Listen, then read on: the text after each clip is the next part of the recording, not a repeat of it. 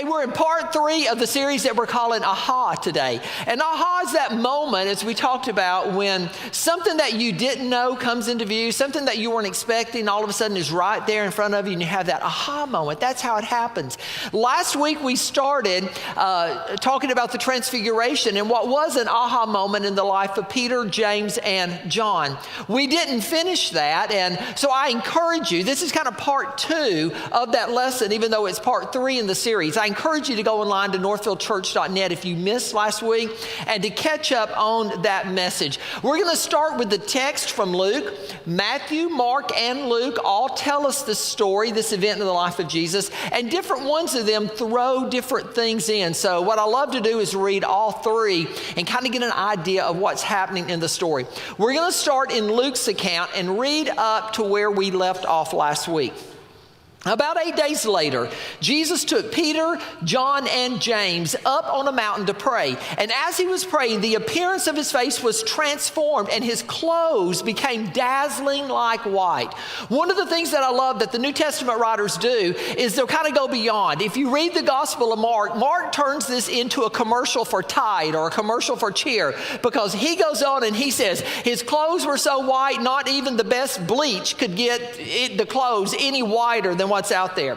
Matthew says he was transfigured. Luke says he was transformed. It's actually that Greek word transform comes, or it's where we get our English word metamorphosis, that there was a change that took place in the person and the being of Jesus, kind of like when you say a caterpillar turns into a butterfly.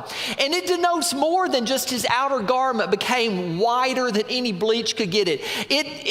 It has a meaning that goes beyond he just glowed. It means that there was something on the inside that they saw that was different than anything else. In fact, what they are seeing is the eternalness, the forever portion of Jesus. Do you remember in the book of Philippians where the writer says that Jesus made himself nothing and took on human appearance? What they're seeing on the mountain is what Jesus looked like before he made himself nothing.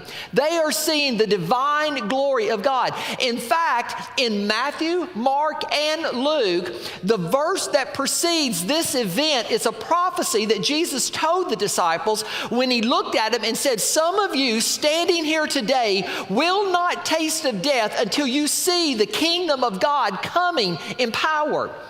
Peter believed that so much that he would write in 2 Peter, that we were eyewitnesses of his majesty when God transformed him on that sacred mountain. When you put all that together, what they are seeing is the eternalness of Jesus. They are seeing Jesus as he was before he came to this earth, and they are seeing Jesus as he will be when he comes again. They are getting a glimpse of the second coming and what that's going to look like, and the majesty and the wonder that Jesus is going to take on. And you would think in that moment no one would fall asleep. You would think in that moment no one could get distracted. Verse 30, suddenly 2 men, Moses and Elijah, appeared and began talking with Jesus. They were glorious to see, and they were speaking about his exodus from the world. They were speaking about his death, which was about to be fulfilled in Jerusalem. Peter and the others had fallen asleep. How in the world? That's where we left off last week. And as I said last week, I don't want to fall asleep in the middle of the biggest event in all of history. I don't want to fall asleep and miss what God has for me.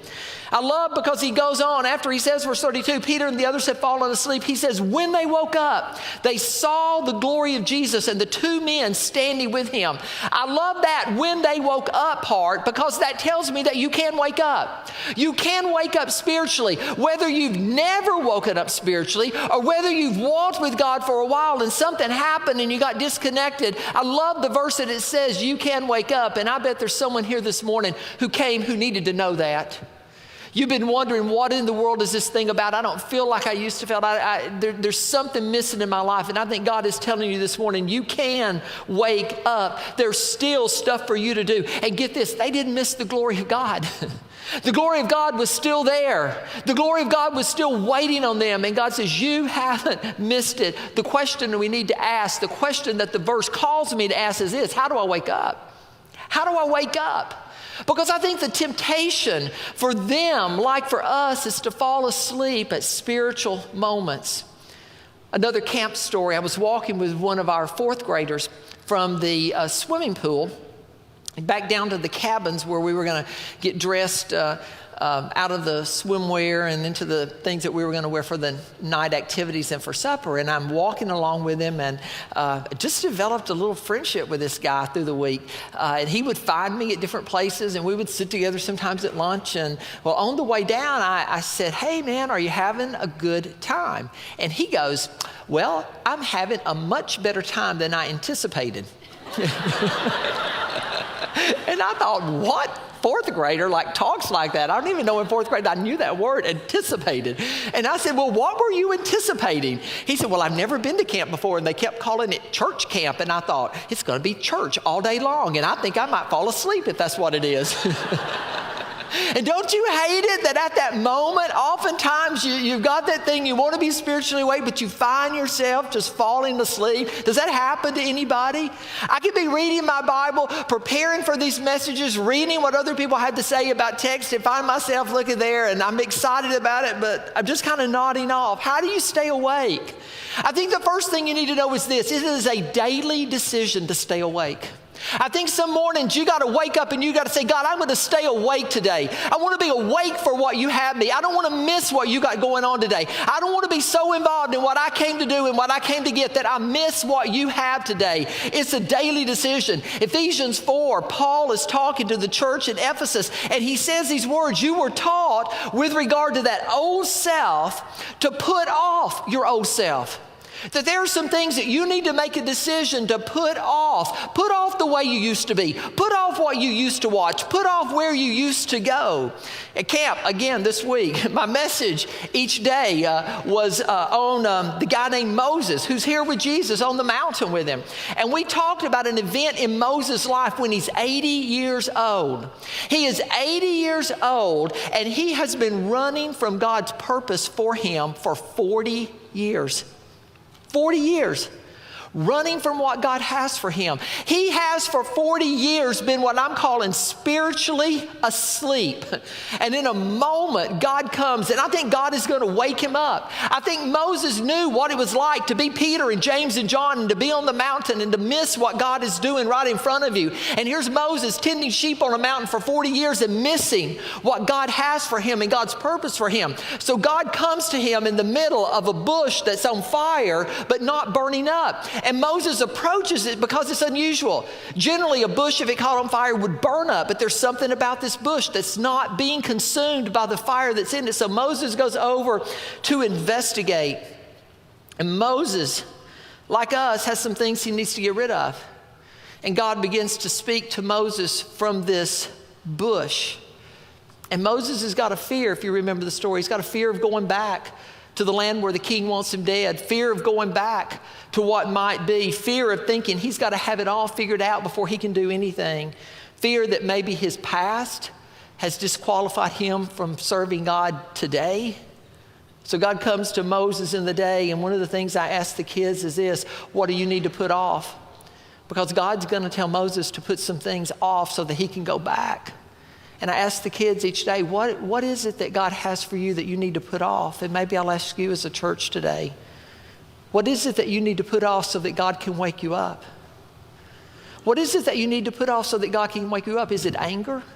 Is it what your eyes see? Is it where you go? Is it language that maybe you don't need to be using? Is it a relationship where you just haven't forgiven someone? Is it impatience that you have? Is it that you find yourself sometimes not being kind to other people? What is it that you need to put off?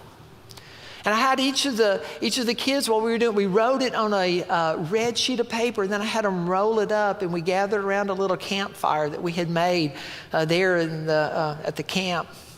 And we walked over. And since God had come to Moses in a fire, we pretended that God was that fire that day, because God said in the book of Hebrews, "I am a consuming fire."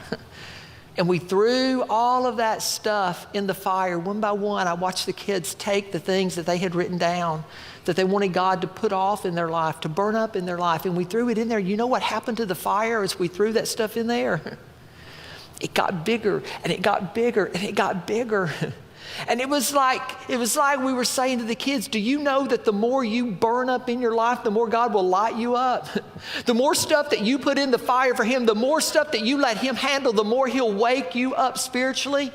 And one of the things that I think that God is telling Moses in this story about the burning bush is, Moses, I want to do in your life what I'm doing in that bush. You think if you go back, you think if you put off all this stuff and you go back that the king's going to consume you, that the land's going to consume you. I want you to know something, Moses. It will not consume you, and I will do in your life what I'm doing to that bush. I will light you up. I will wake you up, Moses. If you will just put off those things that are keeping you from doing what you need to do. And God says, Tom, do you know the best way for me to light you up is for you to choose to burn up some things in your life, those things that keep you asleep spiritually, that you need to burn up. And then we go to the rest of that verse. Paul not only says, he says, instead of doing all those things, he said, I want you to put off some stuff. And then he says, I want you to put on. Because sometimes being awake for God is a process of putting off some things and putting on some other things. And God says to Moses, this is what I need you to put on. I need you to put on courage, Moses. I need you to put on trust, Moses. I need you to go back to a land that you've been running from for 40 years. Any of you ever been running for something and you can feel, God, before I'm going to wake up, you're calling me to go back and fix something over here that I've kind of left hanging. You've called me to go back and forgive somebody I haven't forgiven. You've called me to go back and make something right. God says, Moses, I want you to put on the courage to go back from a land you've been running from, to go back to a king you've been afraid of, to go back to a city. And I want you to remember a time, Moses, when you were awake with the fire of God and you would have done anything. And Paul told our brothers and sisters living in the town of Ephesus the same thing that God told Moses on the mountain that day. You want to wake up spiritually? Choose to put off and burn up some things in your life that keep you asleep. And choose to put on some other things that keep you awake. When I was in college, I had a job on the weekends working at Grand Old Market Texaco station in Green Hills. I worked Friday and Saturday nights from 9 p.m. at night to 6 a.m. in the morning. And my senior year of college, Linda and I were engaged to be married. We were planning to go on a 2-year mission work kind of trip to the island of Hawaii, Oahu in Hawaii. And let me tell you, it is hard to raise money to go to a mission trip in Hawaii. It's hard to do. Like, yeah, sure, you're met with distrust from the very beginning. That's what you're going to do. But I was traveling on Sunday mornings, the 2.5 hour trip to all these little churches around where I had grown up. And I would get off at 6 a.m. and a lot of times I would bring my stuff with me to the Texaco station over there, and I would get dressed, because back then you had to have a tie, you had to have a suit, and I had the best looking leisure suit that there was around at that time. The big collar, all the stuff. I was tempted to bring a picture, but I decided not to. And I would change into that leisure suit, and about 20 after 6, I would be on my way, the 2.5 hour drive, and I would get so sleepy at times. And I did everything in the world I could do to wake up. I would turn the air conditioner on high and have it all blowing at me. In the middle of winter, sometimes I would roll down the window and I would throw my head out. It was a crazy thing I did. Back then, McDonald's, at least the one over at Harding Place and I-24, they serve French fries at 6 o'clock in the morning on Sunday morning. I would stop and get a large order of French fries from McDonald's and a large sweet tea. And I made it a point. I said, I'm going to eat a French fry every single mile. And but I had no discipline. I think the French fries were gone before I reached the second exit past there, because I would get one and then I'd get 2 and then they would be gone. And I would make up songs. I would turn the radio up loud. There was a couple of times I even pulled over on the side of the road and walked around the car. And one day I actually, in my leisure suit, got out of the car, got over on the safe side, and I did a handstand against the car. I don't know why in the world. I am sure that the people coming by thought, this is the craziest thing. It's a wonder that somebody didn't call the police and say there is a drunk guy in a leisure suit on the side of the road doing a handstand by his car. And I began to think, maybe God's saying, do that, Tom. What you did physically to keep yourself awake, do that spiritually. Have something in you that says you're going to do something out of the ordinary. You're going to do something unexpected. Roll the window down. Sing at the top of your lungs. Do all of those. Stay all night in a cabin with middle school boys whose clothes didn't need to be washed. They needed to be burned because they smelled so bad. Do that, Tom. That's what you need to do to stay awake. Lead a small group. Take a vacation, Tom, and go to Haiti instead of going on a vacation and stare poverty in the face. Go to Africa, Tom, and be in a place where you didn't have to look for a big bush to go behind because you just want to make a difference so bad. Volunteer in a soup kitchen. Go on a mission trip to Appalachia. Hold a child dying of AIDS. I think God says, do that, Tom. Do whatever it takes to wake yourself up spiritually. I want you to spiritually turn your music up so loud. I want you to do it not just because it needs to be done. I want you to do it not just because they need it, but because, Tom, is what you need to wake you up. Because as much as it changes them, it changes you to get out of your comfort zone and to do something that no one else expects. Do it, Tom. Because it's what I did when I looked into the messiness of your world and faced a decision about what to do. And I said, I will not keep the messiness out, but I will go into their mess. And I will make a difference. I don't want you or me or my family to end up thinking that our biggest moments in life are deciding what color to paint the walls, or what to decorate next, or what event I can get my kids into next. Do I paint? Do I do hardwood? Do I do carpet? I don't want to miss my chance. So I want to dare you this morning, wake up this year. If you're asleep, wherever you find yourself on that spectrum, do something unexpected, do something out of the ordinary. But wake yourself up. Put off something, put on something else, because you can still see the glory of God. It's not too late. Continuing in verse 32, when Peter and the others had fallen asleep, when they woke up, they saw Jesus' glory and two men standing there with them. And that's where Moses and Elijah enter the picture. Verse 33, as Moses and Elijah were starting to leave, Peter, not even knowing what he was saying, did he even have to say that? I mean, how many of you are like Peter? I am sometimes. Peter, not even knowing what he was saying. Is that anybody here besides me that all of a sudden just words come out and you're like, oh, words, you need to go back in? Peter wakes up and he's like, oh man, there's Moses and Elijah. I don't know how he knew that they were Moses and Elijah, but there's Moses and Elijah and they're about to leave. So it says that Peter just blurted out saying, Master or Jesus, it's wonderful for us to be here. Like, yes, like it's great to be here. Let us make 3 shelters as memorials, one for you, one for Moses, and one for Elijah. Why Moses? Why Elijah? Why not Abraham? Why not David? Why not Noah? Why Moses and Elijah? Well, this is where kind of I'm going off to tell you what I think. One is, I think it was because what Moses and Elijah represented to the Jewish people, and maybe particularly Peter, James, and John. Do you know what might just be your greatest obstacle and my greatest obstacle in waking up spiritually today? What just might be our greatest hindrance in waking up to the purposes God has for our life? I think sometimes it's our past and it's our future.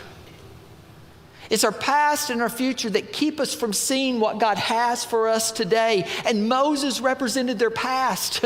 Here he is with Jesus in the present, but there's Moses who represents their past, and Moses was the lawgiver. I mean, every stick of faith that they had came from Moses. Everything they believed stemmed from what Moses had done and Moses had taught. In fact, the law technically was the law that came from God, but it came through Moses, and it was so connected with Moses that they didn't even call it the law of God anymore. They called it the law of Moses. And even when you ask a Jewish person about the Old Testament, they wouldn't say, we might say we're reading our Bible. They would say, no, we're reading the law of Moses. Or we're reading Moses and the prophets. We're reading the law and the prophets. Moses was such a part of the law that they could not disconnect them. Everything they knew about their faith came from Moses. He had taught them through those scriptures, this is how you approach God. This is how you don't approach God. This is how you sacrifice. This is what you sacrifice. This is when you sacrifice. This is how you you eat. This is when you eat. This is what work is. This is what work isn't. This is what you need to do. This is what you don't need to do. How you approach God. And then the Big 10, everything in between. Everything about their life they took from this guy Moses. Moses was their history. Moses was their past. Moses was their tradition. And I'm going to tell you, sometimes your past, sometimes your tradition can be the biggest thing in the world that keeps you asleep before God. Sometimes you can fall asleep thinking about how we used to do it, how it used to be, how Moses did it, what happened when Moses was around. Well, this is the way my old church did it. This is the way my old pastor did it. This is the way that my daddy did it. This is the way that my Grammy did it. So this must be the only way it can be done. And sometimes being stuck in that realm of the past is a sure way to stay asleep spiritually. And Moses, more than any other character in Scripture, represented their past. And Elijah, prophet of prophets. I mean, revered as probably the most important prophet of all time in that he never experienced death. He was called up in a chariot, in a whirlwind of fire and chariots to be with God. And Elijah represented their future. And Peter, James, and John would have known the scriptures about Elijah, that when the Messiah comes, he will come in the spirit of Elijah. That when the Messiah comes, he will be announced. He will be heralded by Elijah himself. And here they are on the mountain, and they're thinking, there's Elijah, the one who's going to tell us about the future, the one who's going to give us that perfect future where God's going to come in and he's going to do all of that good stuff. You know, sometimes that dreaming and everything about a perfect future can keep you from what God has for you today. Do you know that sometimes you can stay asleep spiritually because you're so stuck in what God's going to do and what he might do one day? I know a lot of people who have fallen asleep spiritually because they're just waiting for that perfect church. I mean, that church that will never let them down. The church that will always get it right. That church that is smart enough to figure out this is how it's supposed to be done. That church that's not going to mess up. And I loved, again, being able to spend time with your kids last week. You can tell I've been to camp. A lot of my stories are about camp this week.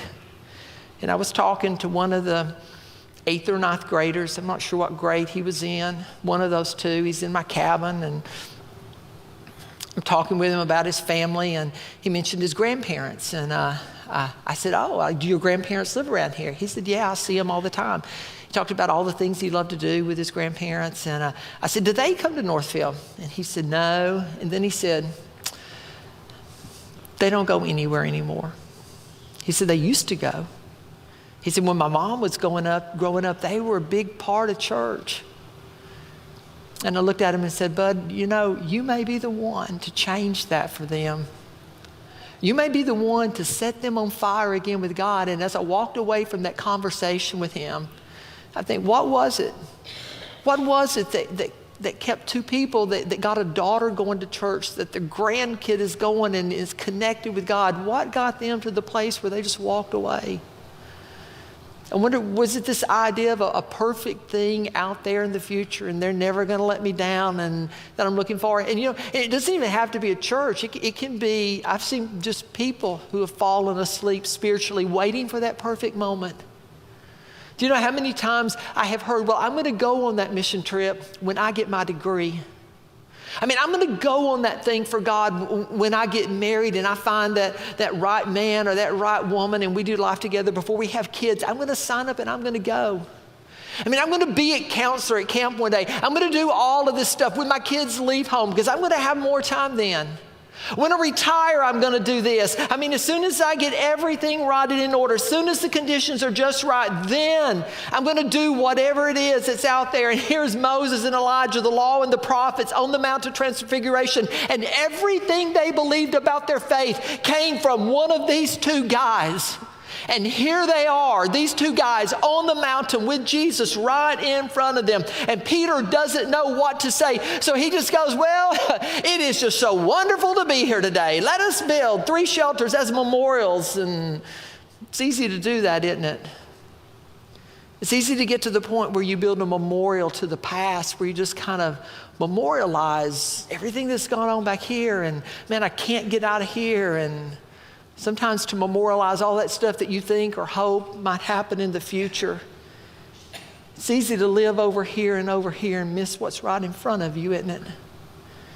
And here's Jesus and Moses and Elijah, and they're talking about the greatest exodus in all of history. They're talking about everything it would mean, Jesus dying for us, which is the second reason I think that those guys Moses and Elijah are there on the mountain. I think they're there because Jesus needed to be encouraged. Have you ever been at a place and you got something going on in your life and you just want to talk to somebody about it, but maybe it's something that the people around you can't understand? And you get that letter in the mail, or you get that email, or you happen to run across somebody in a grocery store, and all of a sudden you realize they're just the person I needed at that moment that I could talk to understand what's going on in my life. All those little coincidences that just happen. And I think that Moses and Elijah show up at this moment because Jesus, and there's just a passage before us, tried to tell his guys, hey guys, I'm going to go to Jerusalem. I have to go to Jerusalem, and I'm going to be handed over, and I'm going to be killed. And it's going to happen. And they are like, no, I mean, it's not going to happen. It's not going to happen like that. And Peter's like, I know all the prophecies. Peter even rebukes Jesus, pulls him aside. Hey, this is not, I have read the Old Testament. I have read the law. I have read the prophets, and Messiah doesn't die. Messiah is not handed over. Messiah conquers. He's victorious. And Peter knew all the things about Messiah. He knew the prophecies that a Messiah would come from the line of David. He knew the prophecies that a Messiah would sit on David's throne, that he would come as the Lion of the tribe of Judah. He would reign forever and ever. Of his kingdom there would be no end. He would conquer his enemies. He would be announced king. He would be a Messiah who would redeem his people and restore the land that they had. They knew all of those prophecies about Messiah, but they had somehow skipped over or missed any prophecy about a Messiah who would suffer, about a Messiah who would have to endure pain, about a Messiah who would be wounded, about a Messiah who would be pierced, about a Messiah who would be crushed. Not for things he had done, but for things I had done. A Messiah who, as Isaiah would say, would be stricken by God. A Messiah who would be led like a lamb to the slaughter. And all they could see was this little picture of what they had.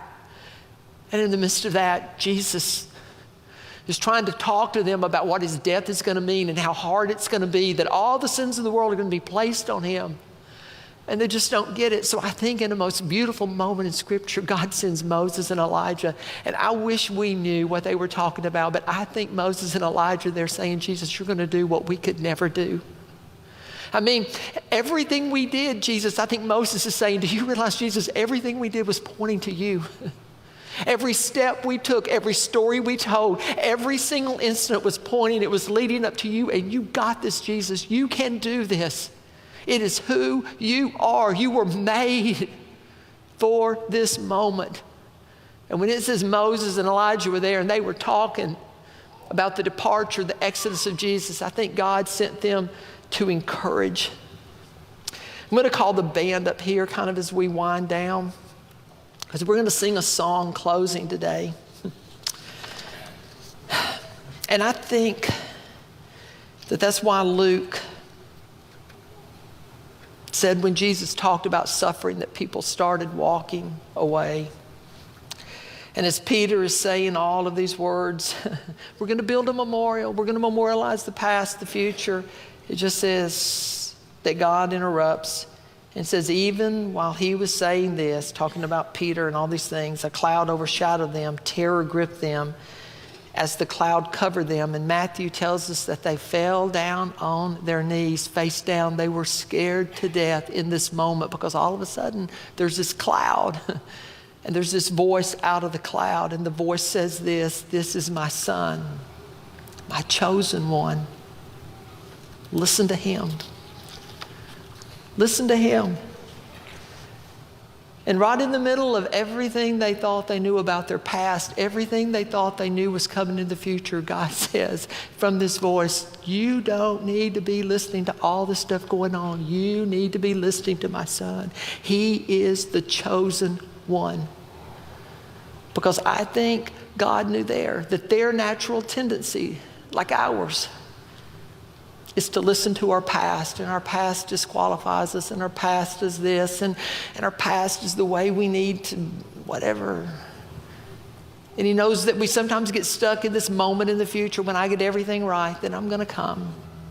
When everything's in order, my house is lined up, and we're okay here, then I'm going to come to you, God. And we miss what's right there in front of us.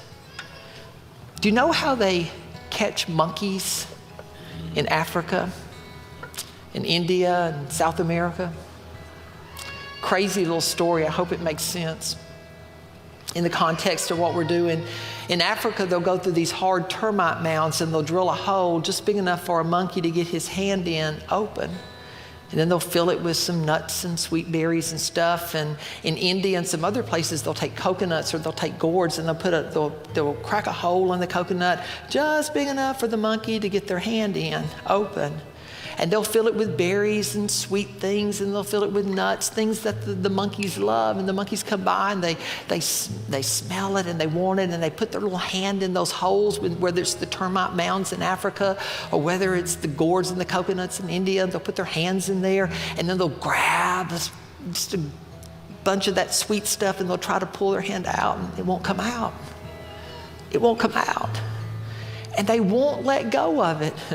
They'll even see, you can go on YouTube and look, they'll even see the monkey hunters coming to get them, and they're thinking, they're dreaming of the day they take this good stuff home with them, and they're in their tree doing whatever monkeys do in their tree, having their nuts and berries. And the hunter comes along, and the hunter throws a net over them, and they're caught because they won't let go of the stuff on the inside. And you can take that story and you can talk to a cabin of people Houston's age and Aiden's age. And you can say, hey, that stuff on the inside that they won't let go of is the bad stuff. But maybe when I've grown up, maybe that stuff that I won't let go of is not bad stuff.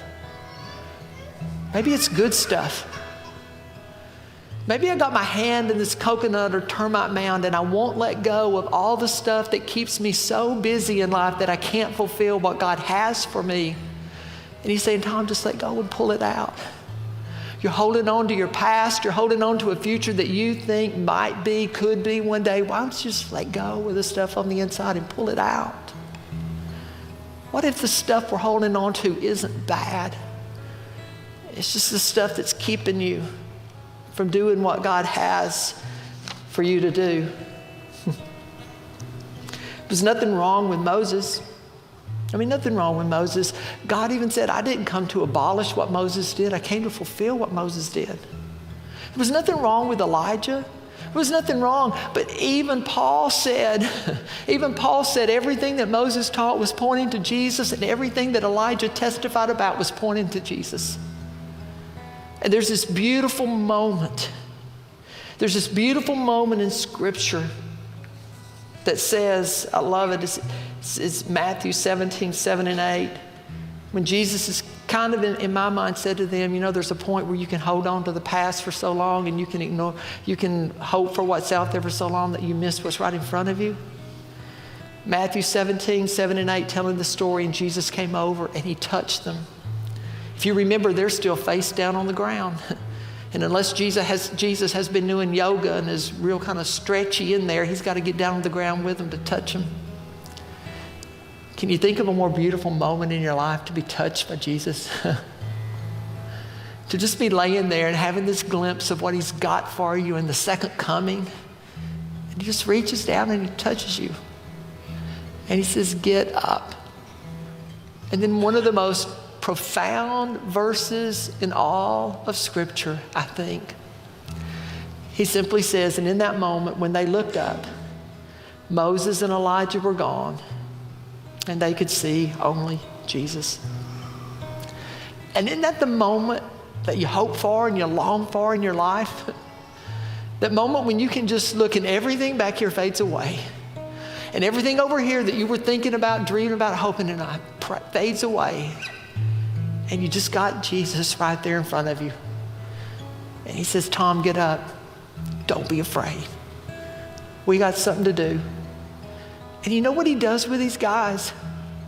He leads them down the mountain where they encounter a guy who's got a demon in him, and the disciples can't get it out. And Jesus says this stuff only comes out by prayer and fasting. Because of the mountaintop experiences. And I love them when they happen. But they happen to give us the encouragement and the power that we need to go back down the mountain where people are hurting and where people live.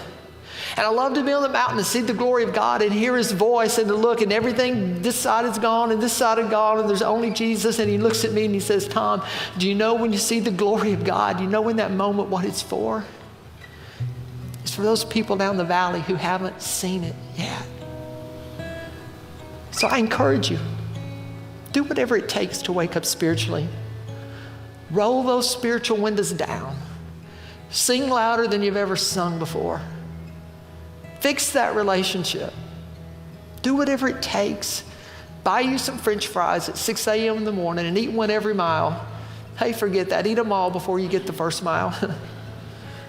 Just do whatever it takes to wake you up spiritually. And the song we're going to sing is just a song for you to do business with God as we close today.